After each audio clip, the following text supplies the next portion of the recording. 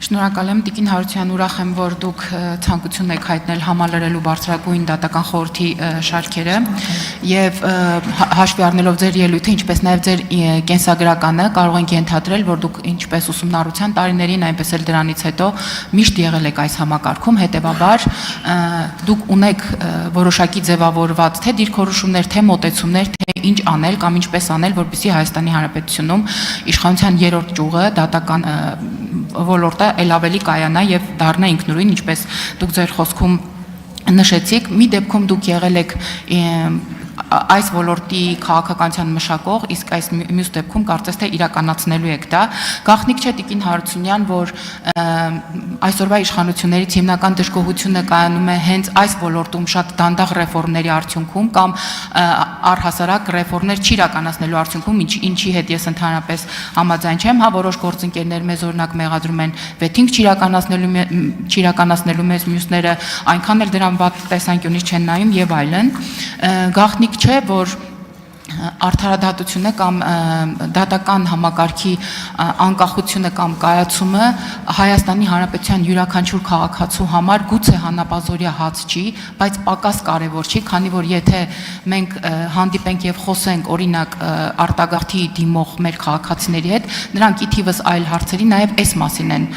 խոսում, ինչը եւս մեկ անգամ փաստում է, որ սա իսկապես շատ կարևոր է։ Գուցե թվա թե մենք այստեղ խոսում ենք, քննարկում ենք հերթական օրակարգային հարցներ, բայց այն իսկապես շատ կարևոր է։ Յուրաքանչյուր տեխնացուի հետ, թե մենք, թե հանրությունը, թե շահագրգիռ կազմակերպությունները մեծ հույսեր ենք կապում, երբ նրանց ուղարկում ենք բարձրագույն դատական խորհուրդ։ Կխնդրեմ ձեր կողմից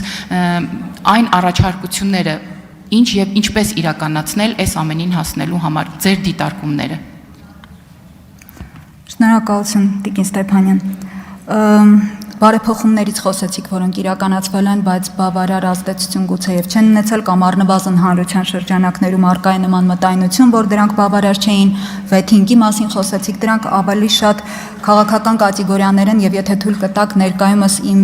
դիրքից ելնելով եւ ինչին որ ես հավակնում եմ, թույլ տվեք քաղաքական որևէ մեկնաբանություններ չանել, բայց ինչ վերաբերում է իրավական դաշտում փոփոխություններին, որոնց մեծ մասը ես եմ նաև ներկայացրել ձեզ, այս բարեփոխումների արդյունավետությունը չեմ գերագնահատում ամենևին, բայց նաև չեմ ուզում թերագնահատել, որովհետև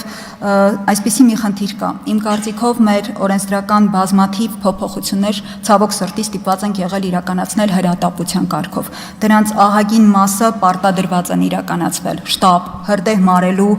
տրամաբանությամբ եւ բնական է, որ նման փոփոխությունները, որոնք արել ենք հիմք ընդունելով այն հանգամանքը, որ կոլապսային վիճակից անհրաժեշտ է հանել դատական համակարգը, որպեսզի կարողանանք ունենալ արդյունավետ դատական համակարգ։ Հիմա գտնում եմ, որ փուլն է մի փոքր կանգ առնելու եւ հրատապ փոփոխություններ դատավարական առումով չիրականացնելու, որովհետեւ անընդհատ փոփոխությունները, որոնք որ մենք իրականացնում ենք հենց հրդեհ մարելու տրամաբանությամբ, հանգեցնում են նրան, որ կարող է մի պահի մենք ունենանք արդարադատության էությանը վնասող օրենսդրական ակտեր։ Եվ ես կարծում եմ, որ ժամանակն է, որ մի պահ մենք պետք է կանգ առնենք, իրական մոնիտորինգ իրականացնենք եւ հասկանանք, թե ինչ արդյունքների են հասցրել մեզ մեր իրականացրած օրենսդրական բարեփոխումները, ունենանք ճիշտ պատկերը իրականում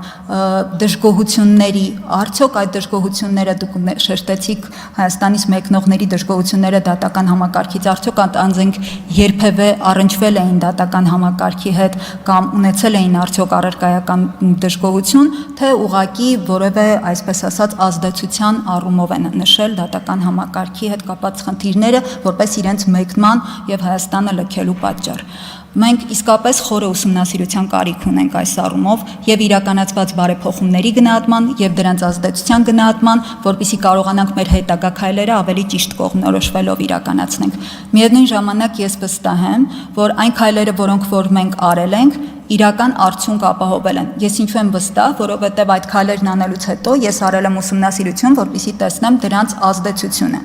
Եվ այդ ուսումնասիրությունը հիմնված է ոչ թե անձնական ուսումնասիրությունների, բնականաբար, այլ ստացված պաշտոնական տեղեկատվության վրա բարձրագույն դատական խորհրդից։ Հիմա խնդիրը հետևյալն է։ կամ մենք վստահում ենք բարձրագույն դատական խորհրդի կողմից ներկայացված թվերին, կամ իրականացնում ենք նոր մեր կողմից իրականացվող մոնիտորինգ, որպեսզի հասկանանք այդ թվերի իրականությանը համապատասխանելը։ Մենք ունենք որոշակի առումով քաղաքացիական գործերով բարենպաստ իրավիճակ, գերծանրաբեռնվածության թուլացում, բայց գերծանրաբեռնվածության թուլացում օրինակ քաղաքացիական գործերով մեր գերնպատակը չէր։ Մեր նպատակը ներեցեք պարզ բառերով ասեմ, դատավորների կյանքը թեթևացնելը եւ հեշտացնելը չէր։ Մեր նպատակը այդ գերծանրաբեռնվածության արդյունքում դատական ակտերի որակի վրա վատ ազդեցություն չունենալն էր։ Եվ հիմա պահն է, գոնե առերևույթ թեկուզ քրեական գործերով մենք ունենք, ներողություն եմ խնդրում, միտքս ավարտեմ, քրեական գործերով մենք իսկապես ունենք գործերի մեծ կրկնապատկում, բայց մենք ունենք քաղաքացիական գործերով թեթևացում եւ առնվազն այս փուլում մենք կարող ենք դիտարկել արդյոք մեր դատարաններից դժգոհությունը հանրության ինչ կոնկրետ պատճառների վրա է հիմնված։ Արձագանք համեցեք։ Շնորհակալություն շատ։ Տիկին Հարության մյուս խնդիրը որ կա եւ անհանգստացնում է բնականաբար թե մեզ եւ թե կարծում եմ նաեւ ձեզ պետք է անհանգստացնի առհասարակ դա կոռուպցիայի գոյությունն է այս համակարգում եւ օրեր առաջ հերթական դատավորը կոռուպցիայի գործով կարծես թե կալանավորվեց կամ ձերբակալվեց, անկեղծ ասած խափանման միջոցով այդպես չեմ հիշում։ Նաեւ այս դեպքում կուզեմ ձեր կարծիքը հասկանալ, որովհետեւ կոռուպցիան ինքն իրենով չարիք է եւ հատկապես այս համակարգում, ել չեմ խոսում, որ հետագայում նաեւ տարեկան զեկույցների միջոցով միջազգային կառույցների կողմից մեծ ազդեցություն է ունենում Հայաստանի ժողովրդավարության ինդեքսի կամ կոռուպցիայի ընկալման ցուցանիշի վրա։ Ուրախությամբ պետք է նշենք, որ այս տարի մենք հետընթաց չունենք, բայց ուզում եմ ասել, որ մեր ցանկությունը, մեր նպատակը միևնույն կետում մնալը չէ։ Մենք ցանկություն ունենք այս դեպքում նույնպես առաջ գնալ եւ մյուս հարցը Տիկին Հարության շատերը ԲԴԽ գնալը օգտագործում են կարծես որպես ցածկահարթակ հետագայում իրենց գործունեությունը այլ ոլորտում շարունակելու համար։ Դուք ձեզ երկարատև տեսնում եք ընտրվելու դեպքում այս մարմնում։ Շնորհակալ եմ։ Վերջին հարցից եթե թույլ կտաք սկսեմ։ Տիկին Ստեփանյան, ես այո, ինձ երկար եմ պատկերացնում այս մարմնում, այնքան, որքան որ ընտրվող անձի պաշտոնավարման ժամկետն է, ու հույս ունեմ, որ այդպես էլ կստացվի։ Ցածկահարթակ որպես դիտարկելու անհրաժեշտությունը չունեմ, որովհետև իմ,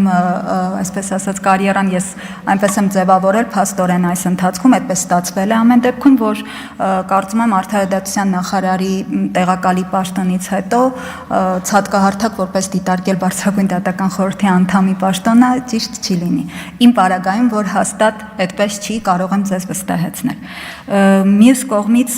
անդրադառնալով կոռուպցիոն ռիսկերին դատական համակարգում, կոռուպցիան ոչ միայն դատական համակարգում, ընդհանուր առմամբ բոլոր մարմիններում էլ աղետ է եւ որևէ մարմնում դրա ի հայտ գալը իհարկե ազդում է բոլորիս,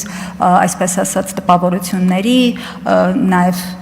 համաթվերի վրա, որոնք որ միջազգային զեկույցներում նշվելու են։ Մյուս կողմից, եթե մենք չենք ունենալու դեպքեր, երբ կալանավորվելու են կամ առնվազն մեղադրանք է առաջադրվելու որևէ դատավորի նման գործով, դա կնշանակի միայն մի բան, որ մեր իրավապահ մարմինները բավարար աչալուրջ չեն աշխատում եւ հետեւաբար չեն կարողանում հայտնաբերել դատական համակարգում որևէ կոռուպցիոն ռիսկ կամ առնվազն շահերի բախում։ Այս դեպքում նույնպես կարող եմ ասել, որ դա ինչպես վատ կարող ենք դիտարկել, այնպես էլ դրական քայլ որպես կարող ենք դիտարկել եւ կոռուպցիայի դեմ պայքարը ամենօրյա եւ բոլորի սպարտականությունն է։